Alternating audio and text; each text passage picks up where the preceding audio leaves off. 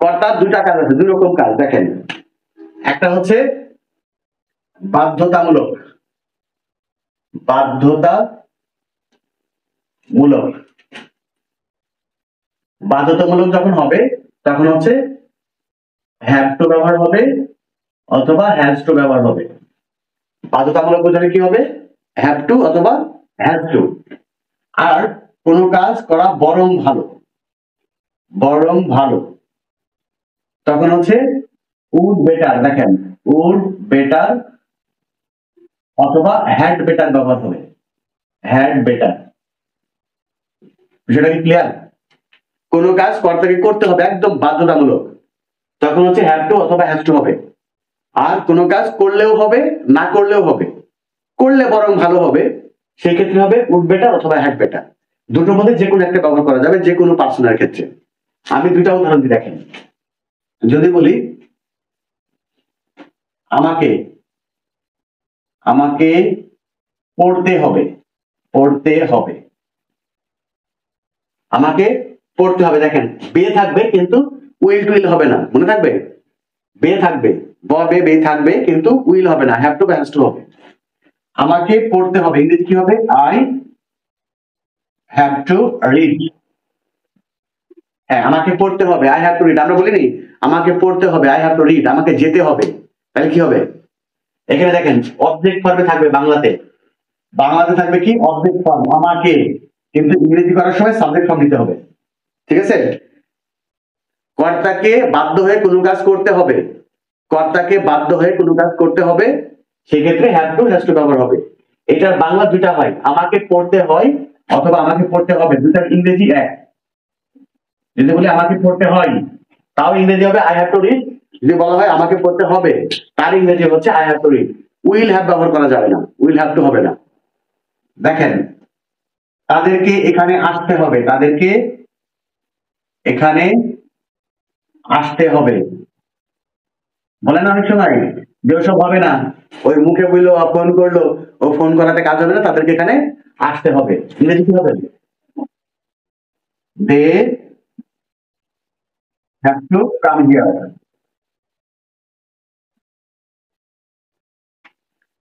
যদি বলি তাকে, তাকে পরীক্ষায় পরীক্ষায় পাস করতে হবে, পাস করতে হবে, বলি না তাকে পরীক্ষায় পাস করতে হবে নাহলে বার্ষিক বেতন দেবো। তাকে পরীক্ষায় পাস করতে হবে, ইংরেজি কি হবে?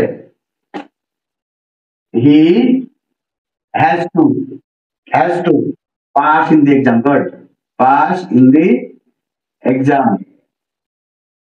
আচ্ছা এইটার আবার কিন্তু অতীত হয়, এটার বর্তমান লাগে না, এটা অতীত হয়। বর্তমানের আর ভবিষ্যতের ইংরেজি একই রকম, কিন্তু অতীত যখন হবে তখন হ্যাড টু ব্যবহার হবে। অতীত, অতীত কিরকম? যদি বলি আমাকে পড়তে হয়েছিল, আমাকে কি পড়তে হয়েছিল, সেটা কি বুঝছেন?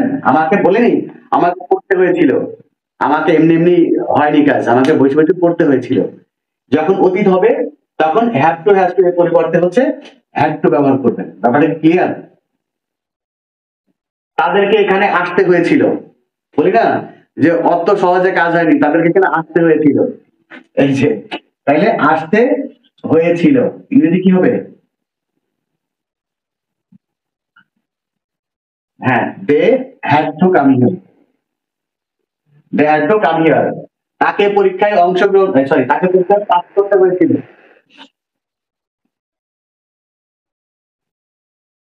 তাকে পরীক্ষায় পাস করতে হয়েছিল কি হবে? জাস্ট হ্যাজ টুর পরিবর্তে হ্যাড টু ব্যবহার হবে। হ্যাঁ, he had to pass in the exam, তাকে পরীক্ষায় পাস করতে হয়েছিল, তারপরে যেন চাকরিটা হয়েছে। বিষয়টা কি বুঝছেন? এমনি এমনি হয়নি। এবার দেখেন, এবার নিচেরটা বুঝি। কর্তা কোনো কাজ করলেও হয় না করলেও হয়, বরং করলে ভালো হবে। এই যেমন আমরা বলি না, হ্যাঁ তোমার বরং বিশ্রাম নেওয়াই ভালো, বিশ্রাম নেওয়াই ইউ উড বেটারও ব্যবহার করতে পারবেন, আবার হ্যাড বেটারও ব্যবহার করতে পারবেন, ইচ্ছা। দুটোর মধ্যে যে কোনোটা ব্যবহার করা যাবে। ইউ উড বেটার অথবা had better. Would better, you would better take rest. You would better take rest, তোমার বরং বিশ্রাম নেওয়া ভালো। এখন যদি বলি তোমাকে বিশ্রাম নিতে হবে, তাহলে কি হবে ইংরেজি? তখন হবে you have to take rest.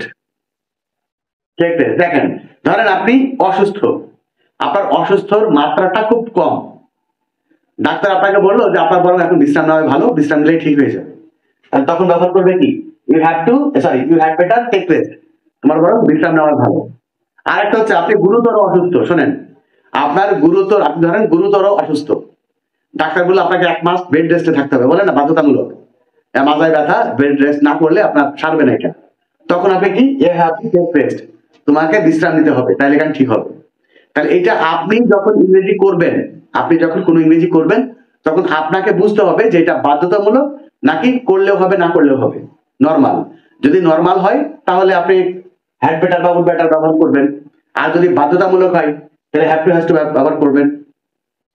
যদি বলি তার এখান থেকে, এখান এখান থেকে বরং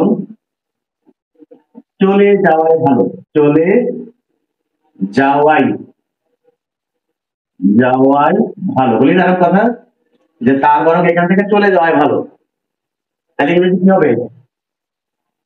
জি, দেখেন এখানে কিন্তু সবসময় পসেসিভ ফর্ম থাকবে বাংলায়, বাংলাতে সবসময় পসেসিভ থাকবে, আমার, তোমার, তার, আমাদের, তোমাদের, তাদের, এরকম পসেসিভ ফর্ম থাকবে। কিন্তু ইংরেজি যখন করবেন তখন কিন্তু সাবজেক্ট ফর্ম নিতে হবে, মনে রাখেন। তাহলে he had better, he had better কি হবে? গো, এখান থেকে ইংরেজি ফ্রম হিয়ার, ফ্রম হিয়ার, এখান থেকে, থেকে ইংরেজি কি? ফ্রম, হতে বা থেকে। তাহলে he had better go from here, তারপরে এখান থেকে চলে যাওয়াই ভালো। বিষয়টা কি ক্লিয়ার? উড রেদার, দেখেন উড রেদার অথবা হ্যাড রেদার, উড রেদার অথবা হ্যাড রেদার, এটা কখন ব্যবহার হয়? এটা হচ্ছে কর্তার সামনে দুইটা কাজ, কয়টা কাজ?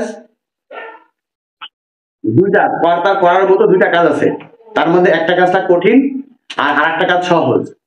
তবে যে কাজটা সহজ সেই কাজটা খুব লজ্জাজনক কাজ। কর্তার সামনে কাজ আছে দুইটা, একটা কাজ কঠিন আর একটা কাজ সহজ। তো যে কাজটা সহজ সেই কাজটা লজ্জাজনক খুব, এই কারণে কর্তা কঠিন কাজটা করবে কিন্তু লজ্জাজনক কাজটা করবে না, কঠিন কাজটা করবে বাট লজ্জাজনক কাজটা করবে না। এরকম ক্ষেত্রে উড রেদার অথবা হ্যাড রেদার ব্যবহার হয়। প্রথমে হবে সাবজেক্ট, তারপরে হবে হচ্ছে এই যে উড রেদার বা হ্যাড রেদার, উড রেদার অথবা হ্যাড রেদার, উড রেদার অথবা হ্যাড রেদার। তারপর হচ্ছে কঠিন কাজ, ভার্বের প্রেজেন্ট ফর্ম, মানে কঠিন কাজটা হবে, আপনারা চাইলে নিচে কঠিন লিখতে পারেন নিজের বোঝার সুবিধা আছে, কঠিন। তারপরে হচ্ছে ড্যান হবে, তারপরে হচ্ছে ভার্বের আরেকটা প্রেজেন্ট ফর্ম হবে, তারপরে এক্সটেনশন হবে। এই ভার্বের নিচে লিখতে পারেন হচ্ছে সহজ বা লজ্জাজনক, লজ্জা। যেমন দেখেন আমরা বলি যে আমি না খেয়ে থাকবো, উপোস থাকবো, না খেয়ে থাকবো, আমি না খেয়ে থাকবো তবুও, তবুও ভিক্ষা করবো না, দেখেন ভিক্ষা করবো না, সেটাকে বলছেন কিনা? আমি না খেয়ে থাকবো কিন্তু ভিক্ষা করবো না, এরকম আছে না? তাহলে এখানে কাজ কয়টা দেখেন, একটা হচ্ছে না খেয়ে থাকা একটা কাজ, আর একটা হচ্ছে ভিক্ষা করা আর একটা কাজ। না খেয়ে থাকা কঠিন কাজ না, না খেয়ে থাকাটা কঠিন কাজ, আর ভিক্ষা করার কাজটা সহজ কিন্তু খুব লজ্জার কাজ, ঠিক আছে? এখন ইংরেজিটা করবেন কিভাবে? আই উড রেদার অথবা হ্যাড রেদার, দুটোর মধ্যে যে কোনো একটা দিতে পারবেন। আই উড রেদার কি, এই না খেয়ে থাকা ইংরেজি জানেননি? স্ট্রেট, স্ট্রেট মানে না খেয়ে থাকা, তারপরে হচ্ছে দেন দিবেন, দেন। এরপরে যে কাজটা লসজনক সেই কাজটা দিবেন, বেগ। বুঝছেন কিনা? আরেকটা উদাহরণ যদি বলি, যে তারা মরে যাবে, দেখেন তারা মরে যাবে, তবুও তবুও মিথ্যা বলবে না, মিথ্যা বলবে না। ইংরেজি কি হবে? দে, হ্যাঁ, হ্যাড রেদার বা উড রেদার যে কোনো একটা দিতে পারবে। দে হ্যাড রেদার ডাই, তারা মরে যাবে। দেন, দেন টেল এ লাই, দেন টেল এ লাই। ক্লিয়ার?